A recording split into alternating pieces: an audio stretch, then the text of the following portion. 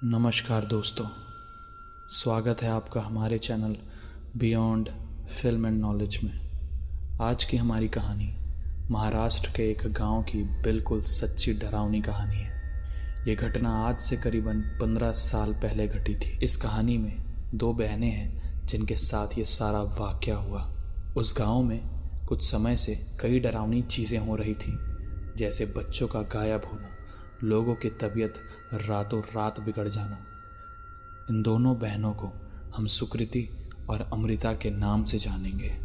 सुकृति और अमृता को कई दिनों से दिन ढलते ही घर से निकलने नहीं दिया जाता था और गांव के लोगों के बीच में कई सुनी अनसुनी कहानियों के चर्चे रोज ही होते थे।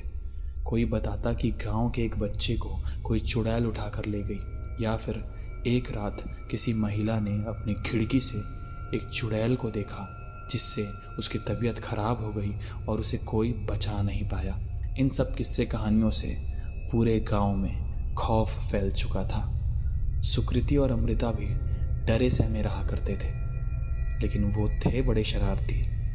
एक रात अचानक ही अमृता की नींद खुली और उसको घर के बाहर से सड़क पर किसी के चलने की आवाज़ आ रही थी और ऐसा भी लग रहा था कि कोई दर्द में कराह रहा हो।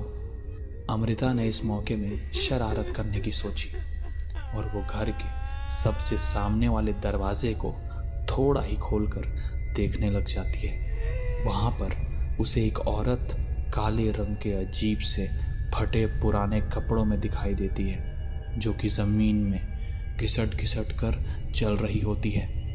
उसे देख अमृता को डर तो लगता है, लेकिन वो दरवाजे को सिर्फ अंदर की तरफ खींच देती है और बगल की ही खिड़की से बाहर झांकने लग जाती है। खिड़की से उसे ये दिखाई देता है कि उस औरत के बालों में मोटे मोटे लट आए हुए हैं। उसके नाखून बड़े बड़े सड़ चुके थे और उसे भी वो ज़मीन पर खुरगेत रही थी, जिसे आधी रात को देखकर किसी की भी आंखें फटी की फटी रह जाएंगी। वो औरत एक झटके में अमृता की ओर मुड़कर उसे एक टक देखने लगती है, जैसे उसे वो काबू करना चाह रही हो।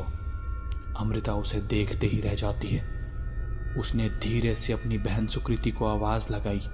सुकृति की नींद खुली और उसे भी अमृता की आवाज़ तो आई, लेकिन साथ ही साथ उस औरत की भी दर्द में कराहने की आवाज़ आने लगी। सुकृति नींद में धुंधली आंखों से अपने बिस्तर से उठकर बाहर की तरफ जाने लगती है। नींद में उसे अमृता की आवाज़ और उस औरत की दर्द भरी आवाज़ एक साथ सुनाई दे रही थी कि अमृता किसी मुसीबत में है। जैसे ही सुकृति दरवाजे के पास पहुंचती है तो उसने देखा कि दरवाजे की कुंडी खुली हुई है, जिससे उसे ये लगा कि अमृता बाहर है और वो तकलीफ़ में है। उसने अपनी बहन के बारे में सोचकर गांव के उन सारे नियम को तोड़ दिया, जिसमें शाम होने के बाद सबको घर से बाहर निकलना सख्त मना था। अमृता सुकृति को आवाज़ देती रही, लेकिन उसे ये नहीं लगा था कि वो सीधे बाहर ही निकल जाएगी। अमृता सुकृति को खिड़की से ही बाहर की तरफ जाते देखती रहती है और ज़ोर ज़ोर से आवाज़ लगाती है कि सुकृति उस तरफ मत जा। अब सुकृति उस औरत को देखकर घबराने लग जाती है। वो अमृता को ढूंढती है, लेकिन अमृता बाहर नहीं मिलती। ये मंजर देख अंदर से अमृता दौड़कर घर से बाहर निकलती है। तब तक वो औरत और सुकृति वहाँ से गायब हो चुके रहते हैं। ये रात अमृता की ज़िंदगी की सबसे काली रात होने वाली थी। इस घटना को अपने सामने होता देखने के बाद अमृता समझ गई कि उसकी बहन को गांव की वो डरावनी चुड़ैल, जिसके बारे में सब बातें करते रहते थे, वो उठाकर ले गई और ये सारी बातें बिल्कुल सच्ची है।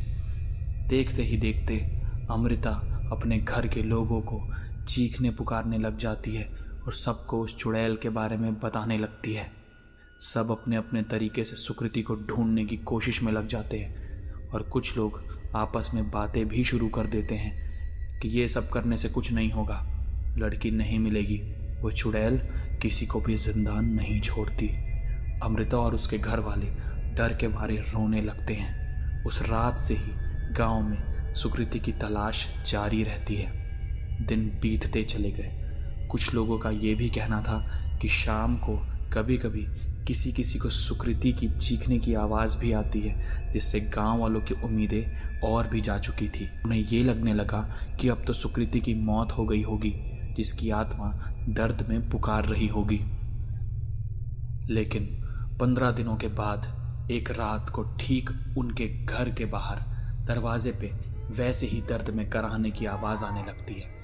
अमृता जैसे गुस्से में घर के दरवाजे पर निकलती है कि आखिर ये माजरा है क्या, और वो दरवाजे को खोलकर जब बाहर देखती है तो उसके सामने उसकी बहन सुकृति खड़ी रहती है। लेकिन उसकी हालत उस चुड़ैल की तरह दिखाई दे रही थी जैसा अमृता ने उस रात देखा था।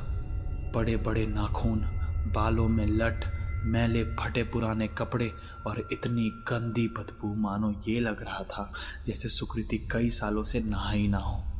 उसकी हालत बहुत ही खराब थी, वो खुद को संभाल भी नहीं पा रही थी।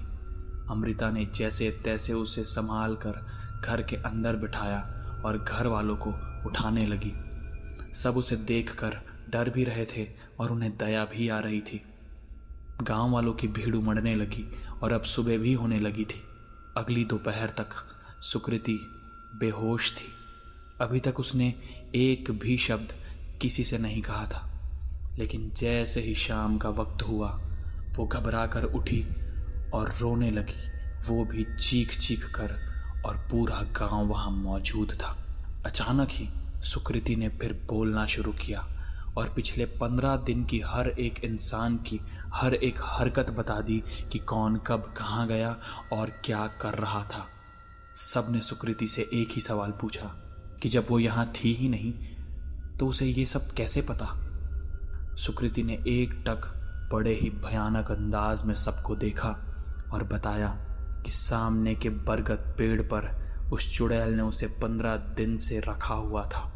सुकृति हर किसी आते जाते उसके गांव के लोगों को आवाज़ लगाती थी, लेकिन उसे कोई भी ना तो देख पाता था और ना ही सुन पाता था। ये सुन के गांव वालों में खौफ और लहर मारने लगा और सब ने मान लिया कि अब तो मामला और भी बिगड़ता जा रहा है।